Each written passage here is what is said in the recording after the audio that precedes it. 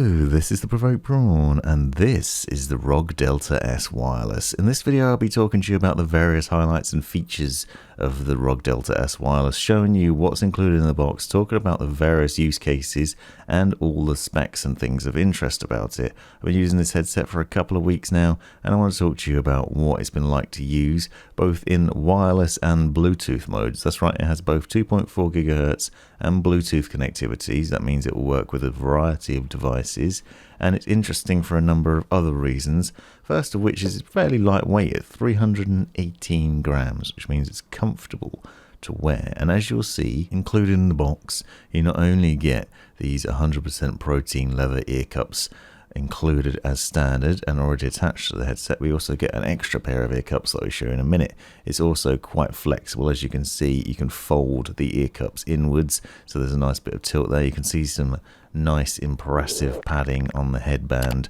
So comfort is the first thing on the agenda, and I'll talk a bit more about that as we go through. Included in the box you also get a USB charging cable. It's USB-C, and it's worth noting this has fast charging capabilities, so that's something of interest because it has 25 hours of battery life total, but is able to charge in a short period of time. So you can plug it in for 15 minutes and get 3 hours of extra battery life. 25 hours isn't that long, but I didn't find I was plugging it in super regular, so it's pretty decent in terms of the battery and use cases. I've been using it all day for listening to music while working, and then into the night video editing and playing games, so it's been a fairly good experience. Now there's a little USB-C dongle hidden in the ear cup. You can see that there, you can pull that out. That is the 2.4 GHz dongle that connects to your PC. There are some annoyances with that I'll talk about a bit later on, but the connection for it is pretty decent.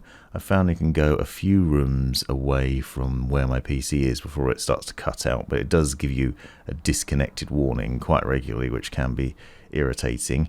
And then you see what else you've got in the box. Obviously the extra ear cups I was talking about, and there's also an adapter to turn it into a USB-A dongle instead of USB-C. So if you don't have a USB-C connection, no need to worry, you can still connect it up nice and easily. Now, as I said already, comfort is the main appeal here, and this is the main thing I like about this headset.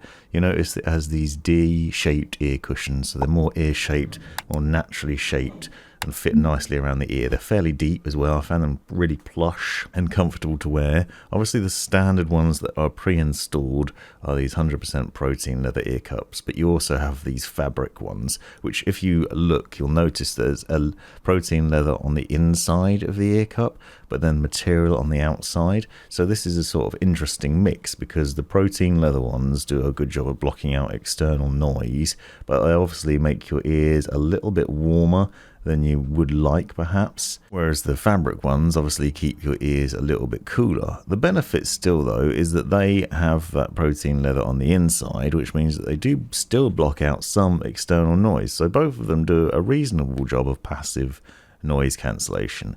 As you can see, you can just tease the ear cups off the headphones themselves. There's a little lip around the outside of the driver, and that's basically how it hooks over. It's fairly easy to get off and not so easy to get back on, as I'll show you in a second, depending on how skilled you are. So just bear that in mind. When you take it off, it might be a little bit more fiddly to put on. Underneath, you'll see there are 50mm drivers, and that's one of the things that I will say is this headset goes really loud. It's impressively loud, and I was impressed, considering it's only 50mm, just how loud it goes. So if you really like really loud sound, then you're going to get it from this. It only goes up to 20,000 Hz frequency response. I've certainly seen better in terms of possible frequency response from other headsets, and it does have 7.1 surround sound. Now I'm going to go into a bit more depth on the audio a bit later on, and I found the default sound was pretty hollow and lacked some of the bass and wasn't as rich as other headsets I've tried. However, I will note, once you go into Armory Crate, you have the option to customize the sound a lot more, in a lot more ways, in various different settings, and I found that you do need to tweak this headset in order to get it sounding nice, and there are various different tweaks, and it's obviously a personal preference and down to your personal taste what you're going to like, but I'll show you some of that later on and talk in a bit more depth about it. But it is 7.1, so it does have 7.1 virtual surround sound when you're playing games, so you can make the most of positional audio, but also obviously stereo sound as well if you need it.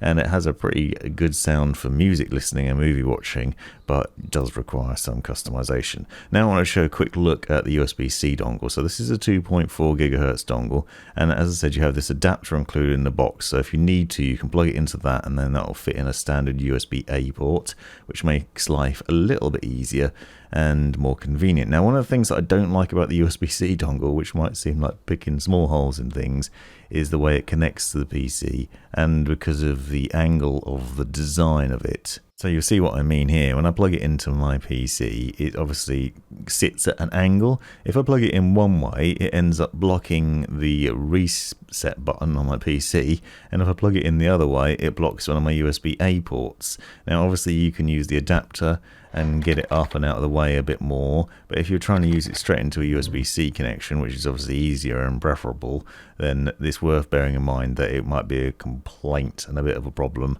depending on the setup of your PC and how it works. But for me, that's a stupid design to have it like that, so it basically juts out to the side. One small complaint though, and there are a few little complaints that I do have about this headset, so it's worth bearing that in mind. Now, as I said, this is 2.4 GHz and Bluetooth. You'll notice there's a switch on the headset that you can switch between the two modes. Once you've paired it up with your Bluetooth device, for example, my phone here, you can see that it's really quick and easy connection. Basically, flick it into Bluetooth mode and it's automatically connected and working, so it pairs up nicely. Now, it has beamforming microphones built into it, and I'll give you a sample of the audio for that later on. So obviously you can switch this into Bluetooth mode, then go out and about and use it as headphones, take calls and whatever else with it. One of the things that is a bit of an odd curiosity though is, despite having those two different modes, you can't use them both at the same time. So you can't connect your headphones to your phone and also to your PC at the same time and have a dual connectivity, which is a bit strange because I've seen headsets like SteelSeries headsets where you can have both and you can have the connections at the same time, so that you can be playing games on your PC but listening to music on your phone, or maybe playing games on your PC and then take a phone call. You can't do that here. You'd have to switch between the two modes, which is a minor inconvenience, but something that I think they missed out on, that they maybe could have included in this and made it a bit nicer. There are some other hidden things though. This button here behind the switch is a media playback button, so you press it once and it'll pause and play music, press it twice it'll skip, press it 3 times it'll rewind, so it has various uses there. Interesting. Obviously there's a volume wheel that you can see above that, which I didn't really like. It's a little bit fiddly, it's a little bit recessed, it's a bit small, but you can also push it in to mute the microphone on the headset as well, so it has some flexibility there. So some nice features already, as you can see. I certainly like the comfort, and the convenience of having two sorts of connections is obviously nice as well. The one thing that I will note though, and I have tried, is unfortunately you can't use the 2.4 GHz dongle in an Android device, so I have tried plugging that in and using it in 2.4 GHz instead. And you also can't use a USB-C to USB-C cable, so you can't connect up that way to use the headphones in that manner. So it's a bit of a strange one, but maybe it's not a problem if you're connecting over Bluetooth. I just wanted to try it out and see whether it was a potential use case. Unfortunately it isn't. Now you will see that the headband is nicely extendable, and one of the things is that the ear cups flip round and turn really nicely as well. This headset has a decent clamping force to it. What I found was it wasn't really tight though, and it isn't really loose either. It's a nice fit, it's a good balance of the two. It has enough clamping force to stay on the head, but not so much that it's going to become uncomfortable. You'll see the way the ear cups tilt, and that is a really nice fit on the head, and it goes nicely with the protein leather ear cups, meaning that you can position the ear cups nicely over your ears and clamped onto your head in a way that blocks out a lot of external noise, so that you can really focus on the sound. This has been great for blocking out the surrounding environment while I'm playing games or listening to music, and trying to stop me from hearing my wife, who's on constant calls all the time, so it's definitely a bonus in that way. Also, as you can see, ear cups are nice and squashy, so on my skull here you'll notice just how much the protein leather padding is squashed up against the ear and against the face, so you get a nice soft comfortable fit. And I really like the shape of the ear cups and the overall size of them. I've not found that they are pressing against my ears or causing any discomfort, and because it is lightweight, just over 300 grams.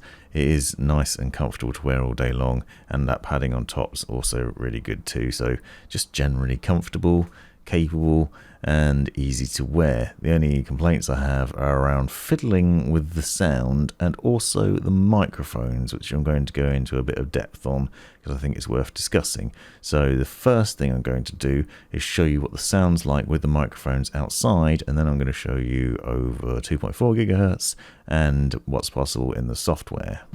And here I am with the headset on the head. I'm outside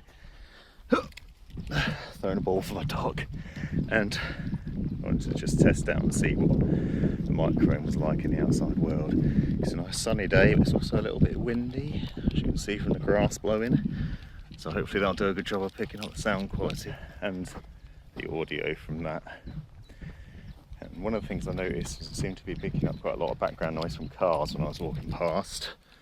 But you obviously do need to make sure you use the microphone in the Bluetooth settings, and obviously also it won't benefit from that AI noise cancellation that you'd get on PC over 2.4 gigahertz because this is connected over Bluetooth. One of the other things I wanted to demonstrate is the fact that you can take the headset off really easily and then just position it around your neck, and so you have a comfortable way to wear the headphones when not in use. There's a dog down here that needs the ball thrown for him, so see you later. Here I am with the headset on, and what you'll see is I have Armoury Crate open over here just so you can see. Now obviously not showing the entirety of it, so I want to go into a bit more depth on that in a minute, but what I wanted to demonstrate is the settings where you have the noise gate, perfect voice, AI noise cancellation, etc. They're all turned off at the moment. This is running in 2.4 gigahertz, so the previous sample that I showed was over Bluetooth. Now this is without the settings on. Now what I've noticed is that the compression is quite bad and my voice is pretty muddied across it in a variety of ways. Obviously over Bluetooth without any of the noise cancellation you could hear a lot of the wind noise and other things. Was a bit not that great in terms of the quality of the microphone capture, and you'll see a similar experience now probably. But if I just go through these settings, so if I turn on noise gate, you can see that you can set various different levels of it. The more aggressive the noise gate, the more my voice will become compressed. You can then turn on perfect voice, which will adjust between the various levels here. I'm just going to do this on the fly to give you an example of what it's like. But AI noise cancellation is the biggest one. It's actually meant to block out a lot of surrounding noise. So what I'm going to do now is I'm just going to type in the background a little bit, and also I'm going to turn on a fan that's right next to me, just for demonstration purposes. Is a giant fan blowing in the background, so we'll see if you can pick up any of that. And then I'm going to go through the various levels. So now I'm going to set it to high, and what I should do is block out some of that noise from the fan, which is low right at my base. Hopefully that'll eliminate some of that sound and also some of the typing in the background. But what you will notice is quite a lot of change in my voice. The sound is nowhere near as nice. It's certainly not as rich as a dedicated microphone. Oh, that refreshing coolness from the fan is pleasant though. And so I think it's actually better with some of these settings turned off. Obviously this is going to vary depending on your environment, and it's certainly not as good as having a boom microphone. However, the fact that you've got mics there that are just hidden away is great, and if you have a dedicated microphone that you can just drag in and use that instead, then that's preferable. And you can obviously go out of the house and use these as headphones, which is a bonus. Now I'm going to go into the sound settings in Armoury Crate. Just a quick note, because I'm not sure I did it justice there, but that fan was on maximum speed blowing directly onto my face, and you could hear it when I turned towards it, but I don't think I was emphasising just how much the AI noise cancellation was blocking out the sound of the fan, so there's definitely a benefit there. Now I want to give you a demo of what you can see in Armoury Crate. So this is the settings for the headset, and you'll notice a number of different things. First of all, it's worth noting it has 16-bit 48,000 Hz audio, and you should see that here. And you can also adjust the volume of the mic and the headset itself from here. Now, one of the things that I said is there are a mass of settings to change, and my experience is that you have to sort of fiddle around with these things to get it sounding the way you'd like. There are a lot of different settings. So you'll see, for example, there's a sound optimization setting, and it goes through various different modes. And you'll notice as you click on each of them, it changes things like the bass boost, the compressor, the voice clarity, and other things. You'll see those turning on and off or adjusting levels. You'll also see that you have reverb settings that you can turn on, and you can adjust it depending on sort of room you want to feel like you're sitting in. And also you can have virtual surround sound on and off here, so you can have it on just stereo with 2 speaker sources, or virtually into 7.1 surround sound. And then also you have an equalizer, so as well as the sound optimization, let's just say we've picked music for example, you can then also dive into the sound equalization, and you could set a specific music type. And then obviously also once you've done that, you can then decide to tweak things a little bit. Let's say you want loads of bass because you're really into that, you can do that. Now I found that I had to tweak this a lot in order to get it sounding right. Initially out of the box it kind of sounded just a little bit too hollow, not enough bass for me, and not as impressive as other headsets I've tried. However, I feel like with some tweaks you can get it sounding a lot better, a lot nicer, and a lot richer. And I did find after I'd done that and was messing around with them that it worked a lot better for music and movies and things, and also obviously for games. But it does require a little bit of tweaking and then also changing, and I think this is really down to a personal preference. So I haven't found any settings that I would say I would recommend to you necessarily. It's all about tweaking and finding the right thing, and I think this is actually one of the annoyances for me, is the number of tweaks that you have to make to it. It just doesn't sound great out of the box, and I found that I was changing it quite a lot trying to get it right. But this might just be a personal thing, you might not have the same problem.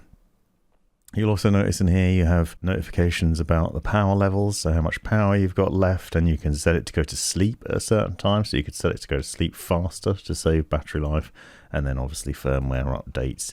You also have a profile set up at the top here, so you can set up a profile for different things. So perhaps we could set up a profile specifically for certain games or for certain use cases. So you can tweak quite a lot in here.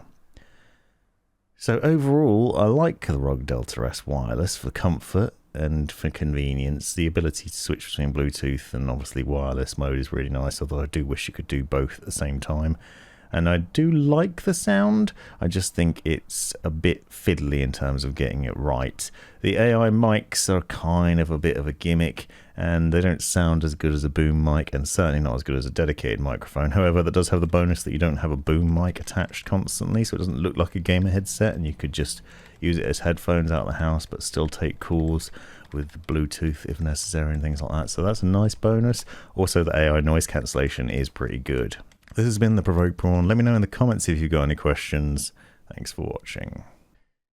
This has been the Provoked Prawn. Hope you found this video useful, interesting, hilarious, or otherwise. Take a look at these other videos that I think you might find interesting as well. And have a look at the description for links and other information you might find useful. Click that join button to see the benefits of being a member of my YouTube channel. And most importantly, have a great life.